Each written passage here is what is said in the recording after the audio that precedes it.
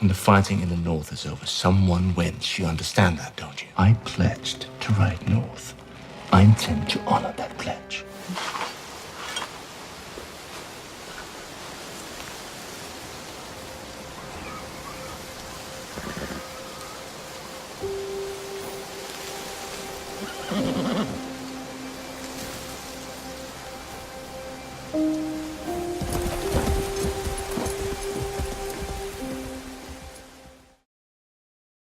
Hey everybody, so you requested a Jaime Season 8 video. We have a pretty good idea based on the way he ended Season 7, where he's going to pick up in Season 8, in the role that he's going to fill in the War for the Dawn, like where he's going to slot into Jon and Daenerys' army, as well as what his possible endgames are. There are a number of great theories, but I think a couple of them will pay off.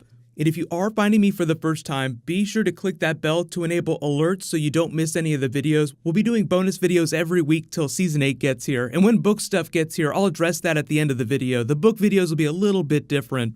But starting with Jaime at the end of Season 7, how great were those final scenes with Cersei? There were so many people cheering in my timeline that were just so ready for this moment to happen for the last couple of seasons, but they kept him with Cersei for so long, I think to keep that King's Landing story as interesting as possible, because in the books, the last time that they have sex and the last time they're physically together is over Joffrey's dead body. After that, Jaime has had enough of her and he takes off. That's the end of it. The last that Cersei hears from him is right after her atonement walk during Dance with Dragons. She's sort of sitting there. She gets word that Jaime's been seen riding around the Riverlands with a woman who turns out is Brienne of Tarth, who's on her mission for Lady Stoneheart. So obviously Lady Stoneheart isn't on the TV show. There's a bunch of big changes, so I'll address that later in the video. We'll stick to show stuff for now. But as Jaime said, he's keeping his promise, so he's riding north to Winterfell. The reason he covers his hand up is mostly so other people won't recognize him as Jaime Lannister. Like, think about the last time he was taken upon by brigands on the road when he was with Brienne of Tarth. That's when he wound up losing his hand. So that's not something that he wants to happen again. And it's also sort of symbolic, like he's covering up the gold, like he's covering up the Lannister parts of himself. But I actually don't think that he's going to make it to Winterfell in the first episode because there'll be so many Stark reunions happening. I think that'll be like Jon and Daenerys arriving at Winterfell, so you get the Arya-Jon reunion, you get all that awkward comedy of Daenerys meeting the family, you might even get that incest bomb reveal. So I think they'll save Jaime Lannister arriving at Winterfell and all those reunions for episode 2.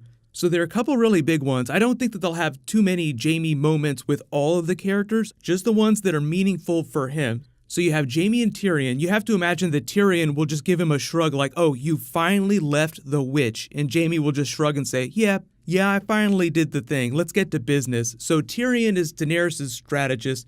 Jaime will probably become their battle commander on the ground. Whether you believe the show or not, the narrative this season is that he's actually pretty good at leading armies on the battlefield, and Tyrion isn't somebody that's going to ride around at a horse at the front of the army. He'll probably develop a plan with Jaime. Jaime will be the guy on the ground, while Jon Snow and Daenerys are in the sky on the dragons.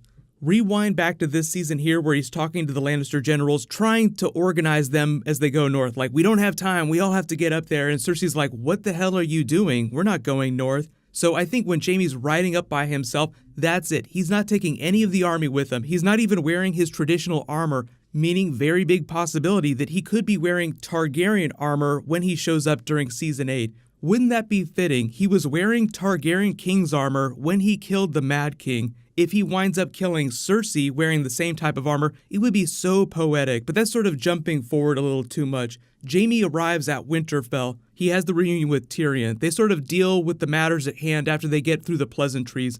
You have that awesome reunion with Brienne. Gwendolyn Christie was saying a lot of funny things about this King's Landing scene here too. When she was stuck with Cersei and Jaime, she said that that was Brienne's own personal hell. Even though people want to see them together, it's all about the Army of the Dead this season, so they didn't really have any scenes addressing their chemistry. But that'll still be there. But the whole thing is I have a very specific endgame in mind for Jaime if he does survive, which I hope that he does, but he kind of narrated his ending, like when he told Brienne, I want to die in the arms of the person that I love, only now it seems like the person he loves is going to be Brienne. We'll circle back around to Jaime endgame in a second. There are like two big possibilities, but then probably the best Jaime reunion at Winterfell, like we've talked about before, is Bran Stark. Bran isn't petty, he'll be all weird with him again, and Jaime will be all awkward. Hey, remember that last time we were together? The last time they were in the same room together was when he pushed him out the window. They haven't been seen together ever since then. So a lot of you have asked the follow-up question, does Jaime know that Bran is alive? Because they didn't even send a raven to Winterfell before Bran got there. So have Cersei's little birds informed her about what's going on at Winterfell? I would stand to reason that if Cersei knows very specific information about what's happening at Dragonstone all of Season 7 and what's happening all over the kingdom, then it's a pretty good assumption that she knows most of what's going on at Winterfell. She probably heard about Littlefinger dying, but I do think that they want to preserve the surprise on Jaime's face when he sees Bran again for the first time. And don't forget that Jaime has to formally bend the knee to Daenerys and Jon Snow, so they'll obviously have that moment.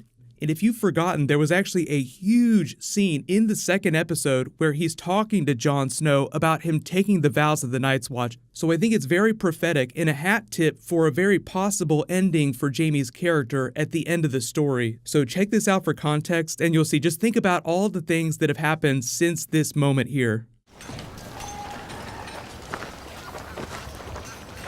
Sword for the wall. I already have one. Good man. Have you swung it yet? Of course I have. At someone, I mean.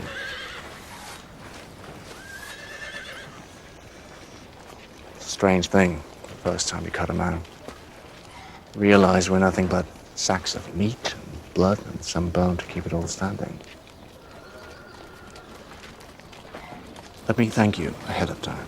You're guarding us all from the perils beyond the wall. Wildlings and White Walkers and whatnot. We're grateful.